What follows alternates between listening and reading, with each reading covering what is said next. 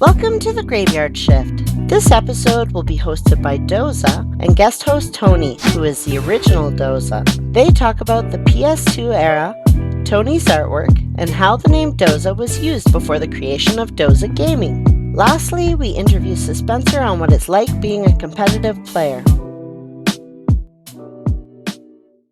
Were you the first Doza? I would say yes. You have Doza Creations, Doza Productions. Is that it? Yeah. Would you ever get into tattoo art?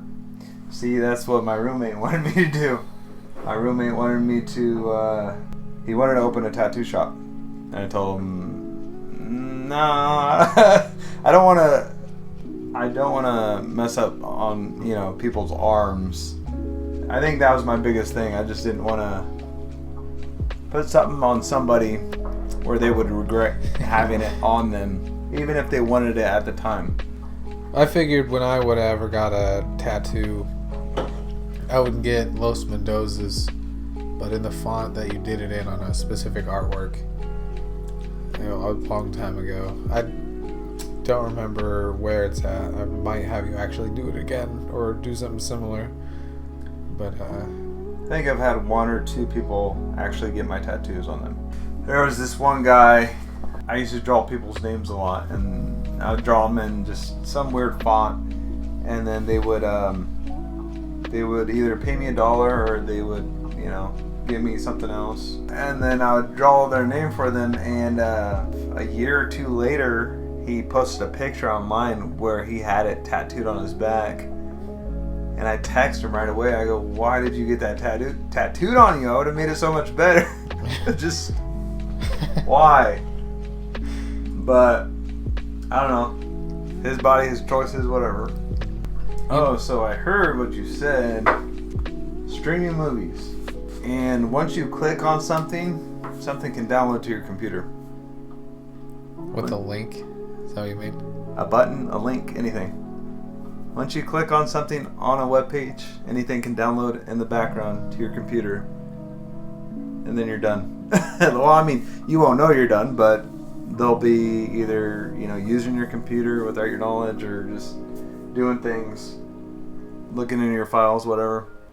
Wouldn't that be caught at some point, though? You know what I mean? Not by you. Well, not necessarily. Who's he gonna get caught by? Not necessarily by me, but like for a movie website, like I meant.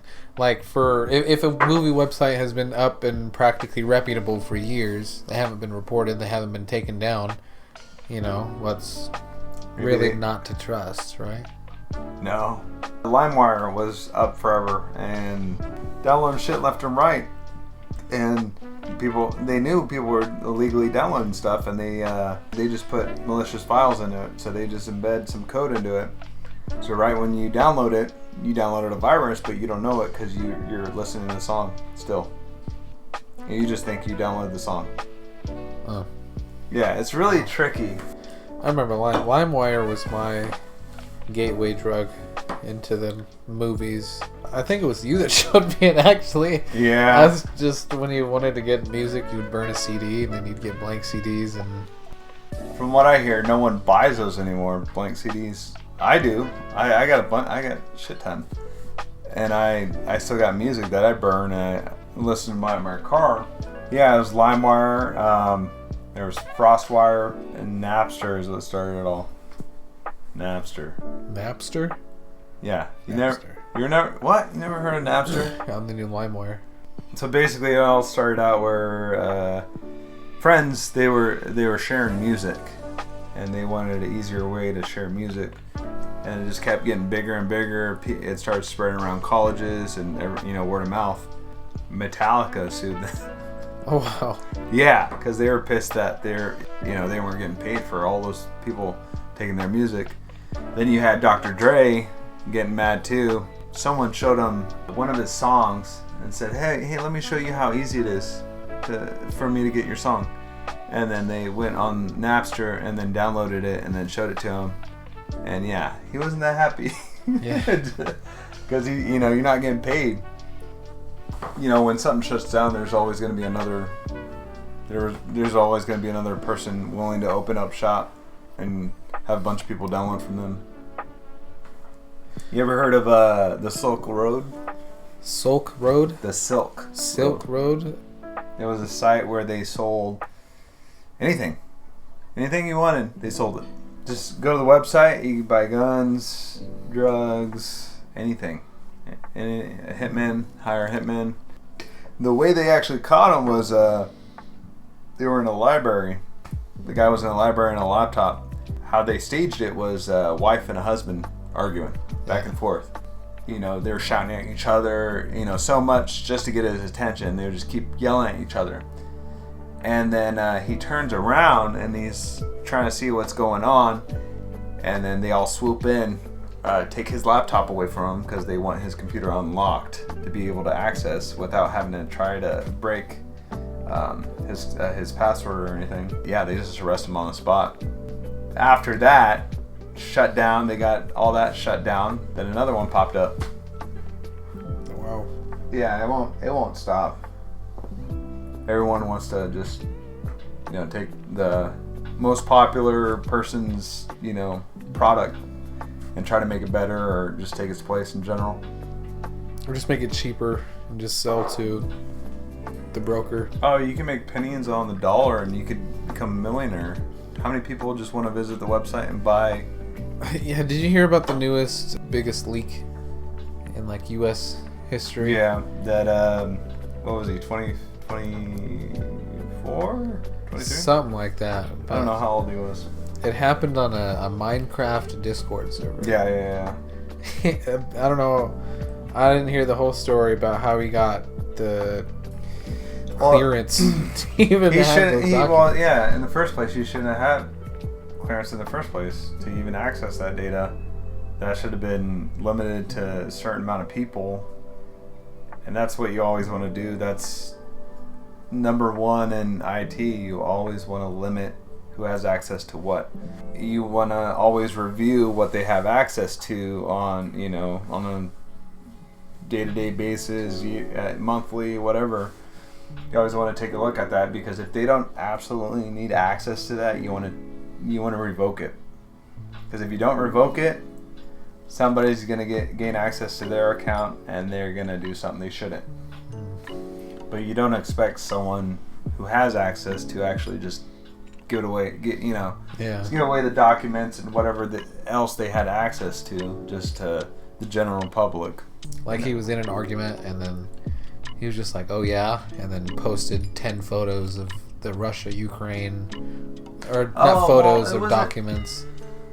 As I understood it, it wasn't an argument. It was more of a bragging, like, oh, I have access to this, I have access to that. Everyone's getting ransomware left and right. An event, especially with the war going on, there's no limits. They're attacking everybody, trying to hack, Russia. What was it, Belarus? Mm-hmm. They're next. That's why they're trying to back them up left and right. Do you think we're gonna get militarily involved? Eventually. They try to bug our military just by coming close within, so many feet or whatever within their aircraft where they could potentially get in an accident, but they don't care, because to them everything's off the table. They don't care. There's nothing to lose. Yeah, that's the scary part, is just knowing that inevitably Russia's going to swing first. Mm-hmm. Like, we helped Ukraine as we can, but we're not going to throw troops in there right now like we haven't been doing. No. Otherwise, that war would have been done for. Oh no, that's what they're aiming for. They want that. They want us to be in that war. They want us. That way they can tap on China's shoulder and be like, hey, see what they're doing? See what they're doing?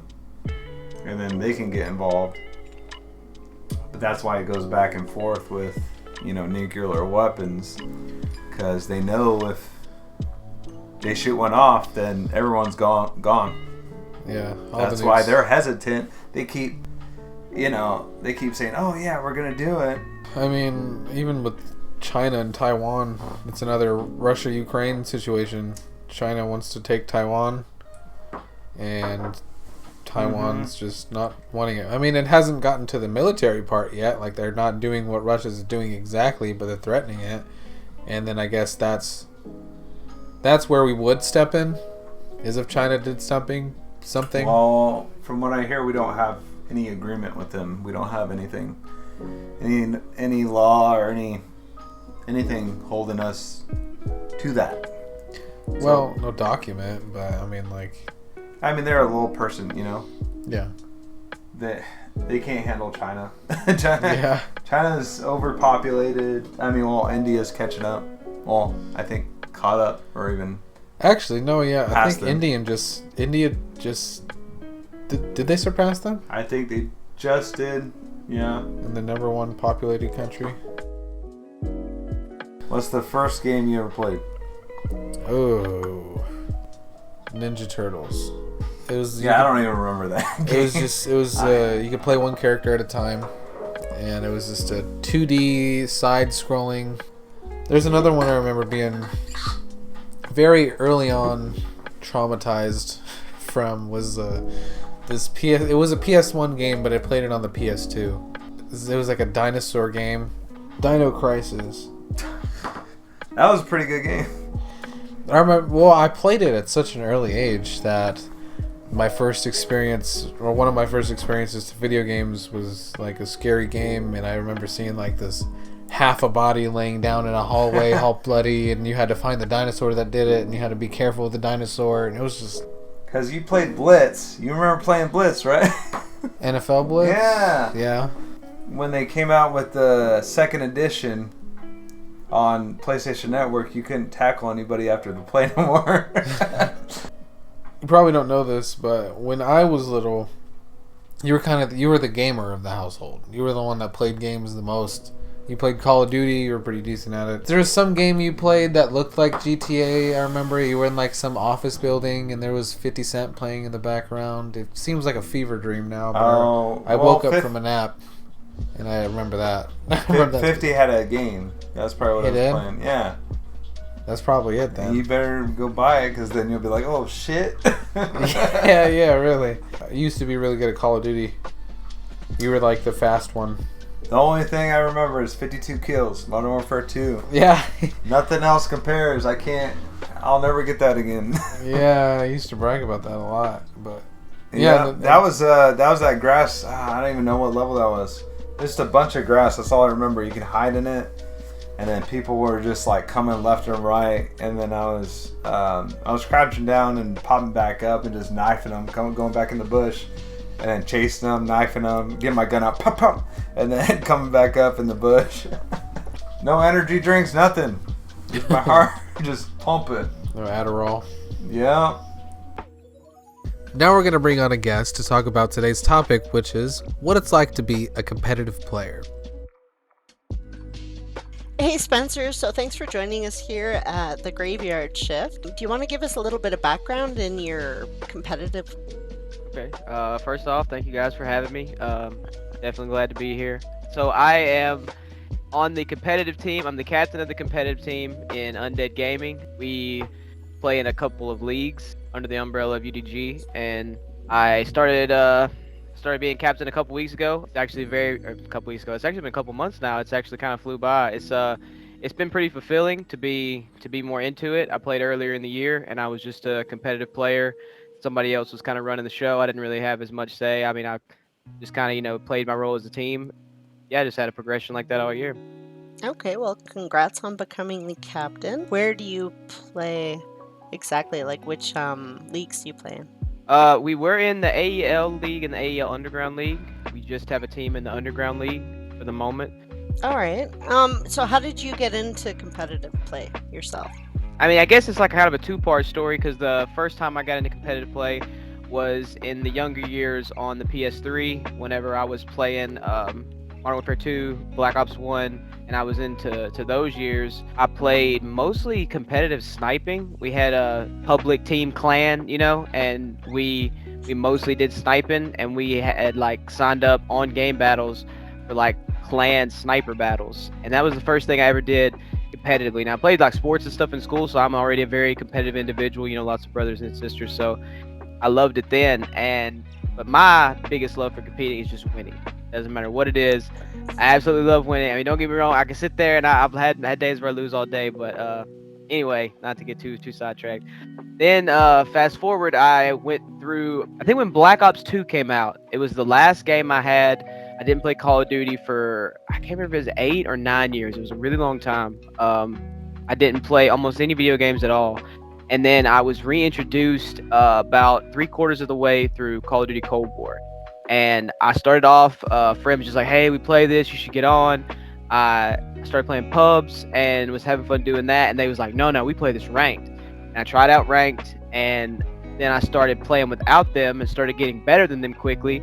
And then in playing ranked, I found people with mics and started adding friends. That's eventually where I met Doza, through other people through that process. But that was when I guess I started loving competing and winning in the game. And it started off with game battles. The next year I was on a couple different teams and played in a couple leagues. Played in the COD Rec League, played in the ADO last year. I was on the team to play in the league, and then on to this year. I've never been good with snipers ever. I've tried it a couple times, and yeah, I don't think I'd ever be competitive. I don't enjoy it as much anymore. It's almost like I wore myself out on it when I was younger. Now, like I have fun sniping, but it's just not something that I just love doing like that. Mhm. So what kind of advice do you think you'd give to somebody who's trying to get into competitive play?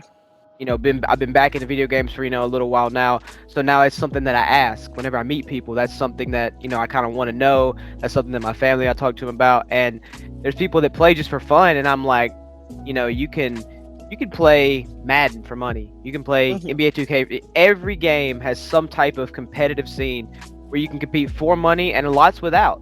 Just for the love of the game. Regardless, there's leagues and all kinds of stuff. And I'm the type of person, like, why would you just sit there and just play, fun like that when you could play, competitively? And I have a little cousin who wants to go pro in Apex, and he's pretty decent, but he kind of fell out of it as he got like a senior in high school, and it was the girls and probably drinking a little bit and doing what high school kids do. But I was like, man, just spend some time. If it's something that you love doing, like I was talking about earlier with you, Doza, and you're already going to be spending your time doing it, you can be spending your time getting better at it and being good at it and being the best at it. And for me personally, it's a very fulfilling thing, and that's what I see in it. And that's what I Mhm. would tell somebody is find something that you're already doing, that you already love, and just grow within that, competing in that. So how much time would you say that you spend improving? I would say as of late, I recently got a new job within the past couple of months. I only get to really play a couple hours during the week and then more for the weekends. But prior to that, whenever I had a job where I had a little more easier schedule, there was sometimes I would spend equal amounts, 40 hours a week at work, and I would spend probably almost that on the game. I Mhm. was like working a shift of work and then coming home and spending 6 7 hours on the game and working another shift there. And I would just do it if nobody was on, if my friends were on, like in any type of settings, I was just gonna be on regardless, doing something. And so what do you do? Like how would you improve? What kind of strategies would you use? Something I haven't had much of, and then I would say it would be coaching.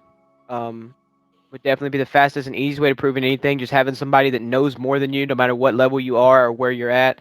Somebody that knows more than you that can bring in new knowledge that could possibly maybe look at what you're doing and can give you feedback individually on you and not just in a general to get better at whatever you're getting better at. They can focus on you as well. And I think there's a lot of good in that. But in my experience, for the most part, it's reps. There's just like no better substitute. I mean, you can definitely do things like in Call of Duty in particular. I love shooting bots. Um, I'll sit there and shoot hundreds and hundreds and hundreds of them. And I got friends that are like in IRL, they play Call of Duty, but like they don't shoot bots. They just like they see it as like you know like a weird thing to them.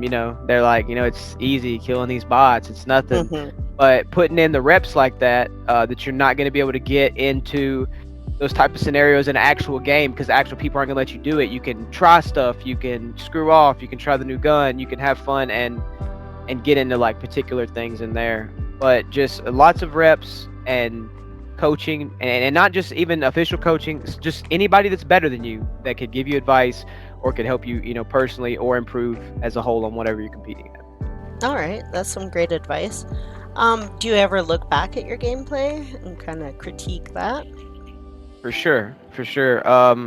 I never done that until this year at the very beginning of the year, when Call of Duty came out, this Modern Warfare 2 year, and I was playing for the team, and I mean that's what I wanted to do. There's no better way to get better than to fix your mistakes. The things you do good, you're gonna keep doing good. The things you're doing wrong, that's what you need to be looking at. And a lot of people don't like looking at that. From Call of Duty in particular, like when somebody does bad, it's usually, oh, it's they were hacking, or they had a better gun than me, or they had a full squad. There's just like always some excuse they throw in their head, or like my ping got me, and they never want to go, maybe I should have been there, or maybe I should have took it from this direction, or maybe I should have did that, and broke it down and look within. And that's the only way you're going to improve in anything competitively, in my opinion. Whenever I fought boxing and MMA and stuff like that, they recommended, obviously people watch fights back, that's recorded, but they was like, even record yourself at home hitting the punching bag and look, because you can't see it doing it yourself. Record it and look and watch it back and see what you're doing wrong and what you're dropping and when you're doing it and stuff like that. So watch stuff at is very important, very important. All right. So say if you played a big game, you figured for sure you were going to win, you tried your heart out, what would you do right after the game if you were to have lost? Ideally, it would be to watch VOD, to watch it back and just immediately get it while it's fresh on your mind, because everything just happened. So everything, like in my place in particular on this team in Call of Duty, if that were to happen and we would watch it back, everybody could be like, that thing you got mad about in the second game of the S&D in the third round, we could talk about that now. It's fresh on your mind. If you do it 2 days from now and you watch it back, you might not remember, like, oh, that's what I was doing there, or what was we doing here? And like, it's not as easy to dial in on. What do you think the most important skills would be that somebody needs to become a comp player? I would say some type of success to the point to where you're extremely enjoying yourself and doing well in the game against people, while not trying to. If you already have that in you, then you just naturally have it. There's some people that are great at the game and never even think competitively. They're just do. But if you have any type of natural knack for it, I mean, go competing, because if you can have success, as I said earlier, it's a very fulfilling thing to win, or to see yourself improve, or to see yourself get better. Whereas then when you're playing for fun, you might just kind of stay pretty, lateral all the time, doing the same things, because you're not thinking about winning. You're just on there for fun, Yeah. So you think that, like, not anybody can be a comp player? Basically. No, I would say that anybody could be a comp player. Like I myself personally, as I mentioned earlier, am not the best like slayer on the team. There's people on it that are better than me. They've been playing more Call of Duties than me. They put more hours than me. They may just naturally be better than me, whatever the case. But because I put in tons of hours and I am very strategic with the game, I watch tons of how-to things, even if it's watching streamer stream or videos back that people drop, or actual tips and tricks and spawns and things like that. And you can spend lots of time doing anything and get really good at it regardless. No, I definitely didn't mean you had to have an actual, but I was saying that's one, if it was something that you could ask somebody, if you're just already doing really good, you should check out competitive. But if you also maybe find yourself super addicted, you're just in love with it, you want to play it all the time, even if you're not playing, you want to watch somebody else play it or see it on the screen, you have that much of a love for something, competitive is definitely something that can fulfill that, for sure. Yeah. I feel like I definitely put the time in, but the skill just doesn't go up there. Well, let's use you for an example. You're a very good player, and you played lots of Call of Duties, and if you wanted to compete right now, me and you being honest with each other, and me and you knowing each other, you may not could compete in the league I could compete it, or that we are competing in right now at this moment. And I mean, I'm barely hanging in there, I promise you, some days, but if you were to want to do that, you could start off at the COD Rec League. They got the really low, like bronze, silver, gold, platinum, like they got a bunch of levels, and you could start off at a lower level to where it's lots of beginners and things like that, and you could have success with somebody on your skill level, and could jump right in there, and you never know. You could grow quickly, and next thing you know, you're wanting to play in the silver next year, and now you're wanting to try the underground league, and you're just wanting to step your way up. All right. Yeah, I didn't even know that there were the different levels for it. And there's I so might be many something different to look leagues that are at into. different skill Yeah. levels, kind of similar to that. I mean, I've seen you improve as a player, right? I've known you for a while. I've seen you improve as a player, but it's also just interesting seeing the type of player that you've become, but really I just wanted to point out that you've been committed to us, to Undead for a while. And I mean, you've earned your way up to the spot to like a team captain, because I know you're like a trustworthy person at this point. You're reliable. And honestly, yeah, I mean, I appreciate you being here for so long. I appreciate what you do, your personality. You're somebody we're definitely proud to have here, and we're proud to have represent as UDG. Yeah, and as I mentioned earlier, regardless of competitive, I will definitely be a part of it.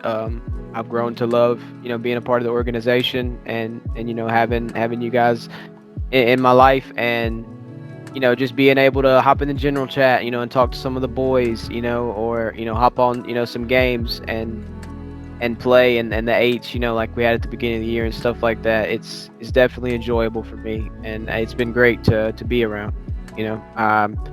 I could have started, my own team, my own competitive thing, or joined another org and tried to move up, but I mean, I would never see anything like that happening because of how much I like it. In all honesty, like let's say tomorrow I got a call from like Minnesota Rocker to be on their academy team. Something happened. Now I have the opportunity to play challengers, which is a couple steps up from where I'm at and where I would love to be if I was able. Obviously you wouldn't be like, don't do that. You know what I mean? Oh, yeah. You'd be like, do that. There's no reason I couldn't stay coaching. I couldn't stay active in the chat. Yeah. I couldn't be a part of UDG. That I couldn't wear the UDG brand whenever I was, you know what I'm saying, streaming and things like that. Like it's whenever you find somewhere and you fit in, there's no need to have any type of weirdness. You know what I mean? Things like that happen. And life goes on. Even like if they find something better, I encourage them to take that, right? Like if they're like, what if I find a team that's like, hey, I'll pay you and we'll do all this stuff, and I'm like, fucking take it. If we get you to a point of success to where you become bigger, you become better, you get recruited to a bigger and better team, to a challengers team, to whatever, dude, go there, better yourself, but just don't forget where you got it, right? Don't forget where you started, who helped you get there. Like as long as I can be a name that helped you get there, that's what matters. Last year I know I never got to officially be in the league. I was just on the team for a short while in the scrimmage, but this year, actually, you dealing with everything as far as like setting up getting in the league and getting everybody in there and knowing the buzz and everything. Paying the people's way in and stuff like that a lot of people don't do, or a lot of people don't have the knowledge to know that that's what they can do. You know what I mean? They're just sitting there like, I love comp, but all that is GBs and ranked and hackers and GBs and rank gets old. Mm-hmm. And then they're like, it's a dead end to them, and they don't know that next step. That next step, and you can put people there. You know what I mean? And that's something that's not easy. And then a lot of people that can do something like that, they're not going to pay for it. And a lot of people that are in that position, are easy to, want that power, over everything and stuff like that. And I think you're very, very good with all those types of things. Well, Spencer, again, we appreciate having you. We appreciate you being a part of what we're a part of. And yeah, thank you for your time. That's when the grandparents started playing. Mm-hmm. Then they started playing a bit more, and then I finally got my chance to play. But you gotta work yourself up. Yeah, I hated multiplayer initially though. I heard you say you played Desert Storm, and that was one of the best games. Oh. Best games. Teammates, AI teammates, where they actually do something. Yeah. It's one of the best types. And then you can switch to them real fast. Mm-hmm. I kind of want to buy that game now. Shit. Honestly, yeah, Desert Storm 1 and 2. Didn't they turn it into another game? they kind of updated it and they call it something different. Like there's a game similar to it called SOCOM. Is that what they turned it into though? I don't know. There was a couple more Desert Storm games, but SOCOM was similar. You know, you had AI teammates and it was military style. Yeah, but I'm wondering if that's what they turned it into. If that was the same company that created it. I even want to say like Blockbuster was still open when that game came out. I think we even rented it from it before we even bought it. Yeah. Desert Storm. Oh, so they had a few different versions. They had Desert Storm 2, Back to Baghdad. So you need to start whipping out the PS2. I really tried to get in the, WOW. I just can't. I know a lot of people like it, but World of Warcraft. It's different, Didn't World of Warcraft just make a movie? I think they did. That's what's weird. Well, okay. I guess you can't blame them because you got Hitman. Hitman made a movie. I don't know. I've heard of Hitman Agent 47. I don't know about a second movie. I'm pretty sure they made 2, and the second one was better than the first. What other video game movies did they make? Super Mario. There you go. You just talked about that. Yeah. Was that good? I liked it. It's all about profits. Sonic. They made a movie too. Oh, true. Jim Carrey. That's one of the early games too. Tetris. Well, they didn't make like a movie based off of the video game, but the person that made Tetris. Yeah, that was a little odd. Did you watch it? Yes, I did, but I can't remember who played in it. Did you have some famous people playing in it? I haven't seen it. Really? I know. Well, I haven't seen it because what is it on like Apple TV or something? Oh fuck, I don't know, Netflix or some shit. No, it's not that available. HBO maybe, Apple, something like that. Oh, didn't they have to start shooting at it, or am I thinking about Peacock? Am I thinking about another movie? Shooting? Yeah, didn't they have to shoot at it? Am I thinking about a different movie? Because they had another gamer movie they had to shoot, like Pac-Man or something, like up in the sky. Oh, that's Pixels. Yeah, You're thinking of the movie Pixels. And then Player One. Oh, Ready Player One. That was awesome. I like that one. Very little know this specific TV show, but it's what got me into the idea of competitive gaming and esports in general. It's called Video Game High School. Never saw it. He goes to that high school and has to prove himself in playing different video games, meeting all these professional players. They hold him to this high standard. It's And they find out he's shit. No, but here's the risk to it all is like it's all in a ranked system. So like if you have a beef with somebody, you can face them in a gaming battle, and if you beat them or whatever, and their rank gets lower. But if your rank goes below 0, then you're expelled from the school. Yeah, I like that idea. That would be really fun, but a lot of people would lose their jobs because they would put everything up that they had. And that's probably the first thing that comes to their mind of the companies was why they do not implement that. But they would make a lot of money because they could take percentages. They could take 2% off that little transaction. Yeah. And then people could just keep playing and then betting, and then that company would become so much richer.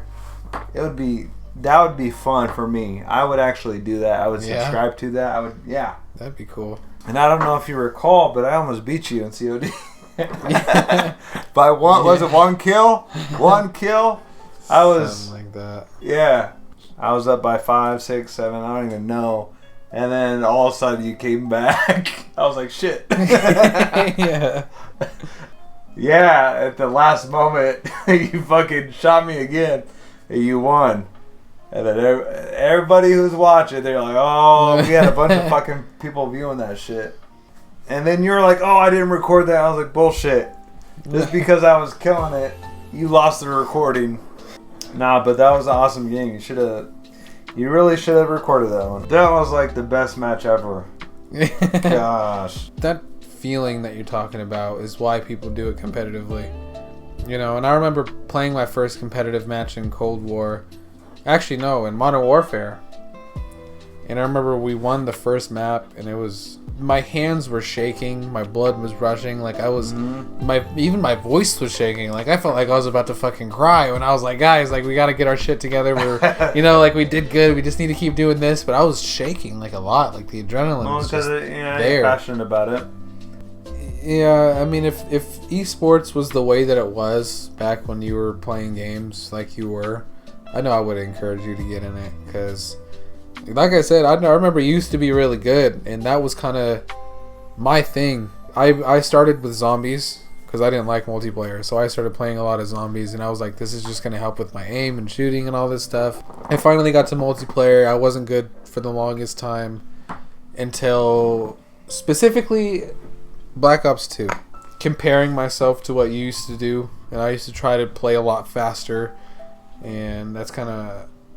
I started out as an SMG player, an entry SMG, which is kind of the fastest person on the map. You have to be the first one in anywhere. You have to know all of the movements. You have to be the fastest one on the map, that type of stuff.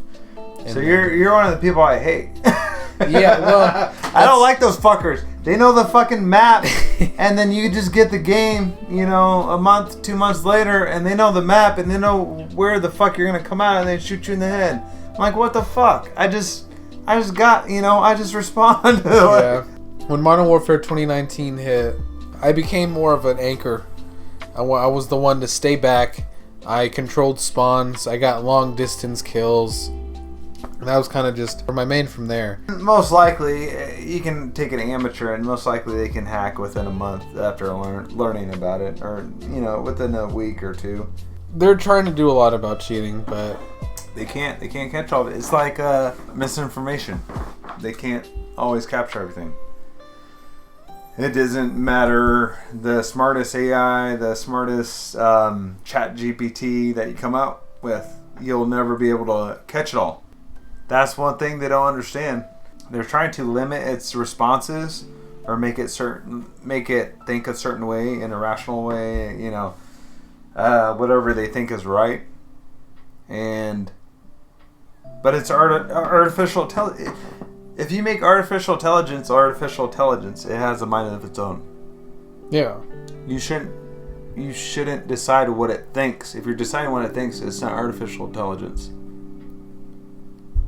Because you're limiting its capability to think outside the box. Like, how do you program Windows? Can you tell me how to program a new Windows? They're not going to tell you. It's going to limit you, and how is that artificial intelligence? But doesn't it still learn? Like, just because they restrict it and so you're giving it input. You're creating a model, and you're testing that model with inputs. So basically, all the inputs it gets, it learns.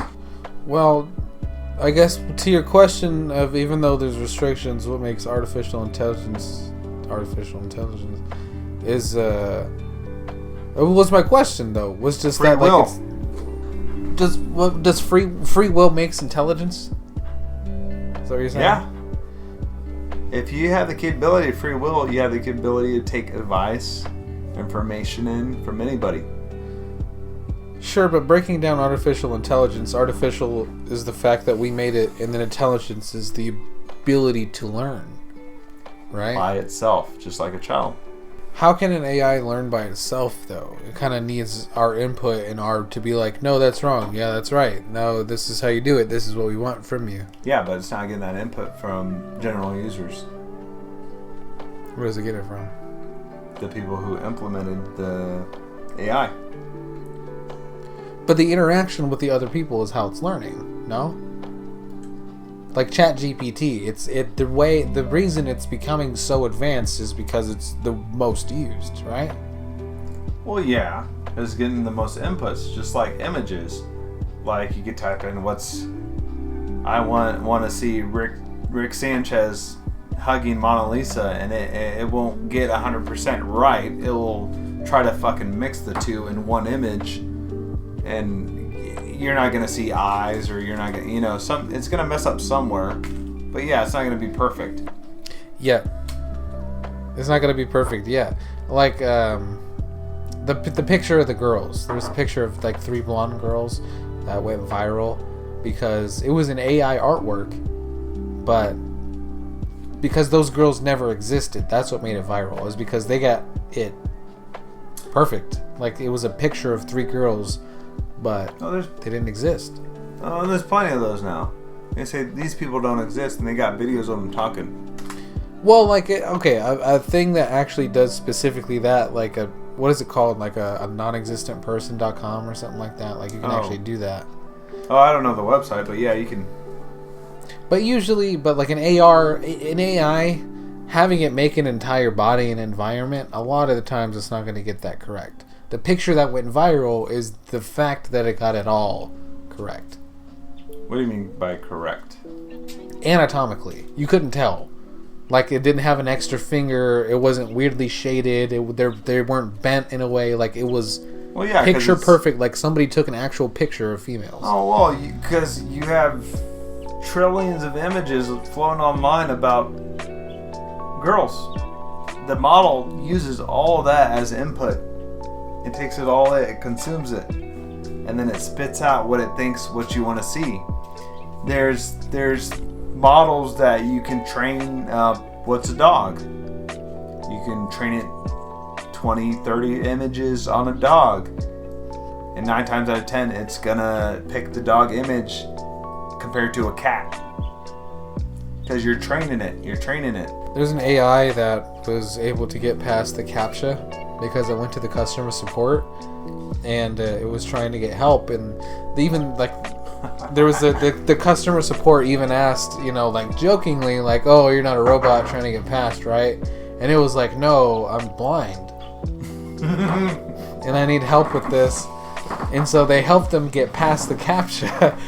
It was all due to an AI. There used to be videos trending of teaching a video game mechanic AI to do different things. Like what? Having AI teach itself to walk was an example. It's called neural networks. So basically, where he created it so Mario would learn how to, or the machine or computer or whatever, would learn how to pass the Mario level by itself. Oh, yeah. I think I've seen that actually. And it's crazy how it shows you how it connects certain sequences to each other and says, okay, well, there's an object right there. So when I moved forward for, say, 1:19, the level ended. And that's not what I was supposed to do. So let's try something different. And then the next time it goes to that obstacle and moves back. Okay, well that didn't work. Let's try something different. So it goes back to it and then jumps over it and is like, holy shit, I'm doing something different. You know what I mean? Yeah, it's essentially something that like tries every option. Mm-hmm. Like a phone unlocker. Like it's gonna try every single code to try and figure out the direct route to get to where it's. But would you compare that to a human? Yes and no. Yeah. A human doesn't. Well, you could say a human tries every option if they don't know the direct option to take, but I think we find out the option to take quicker than what the computer does. But this is one of my favorite games. Do you remember Manhunt? People would go up to you, convicts, and they would have plastic bags. They'd fucking kill you. They'd take knives, stab you. It was fucking amazing. We would turn on the surround sound, turn the TV on, and it'd turn it all loud too. So you're creeping through the fucking, you're trying to get past these convicts, and these motherfuckers just run at you and yell at you and try to kill you. It's awesome. That'll be a game I'll never forget. Even though it's like really shit. Well, you look at it now and you compare it to today's graphics, they're really shitty fucking graphics. Mm. But it's just one of those games that just stick with you, Yeah.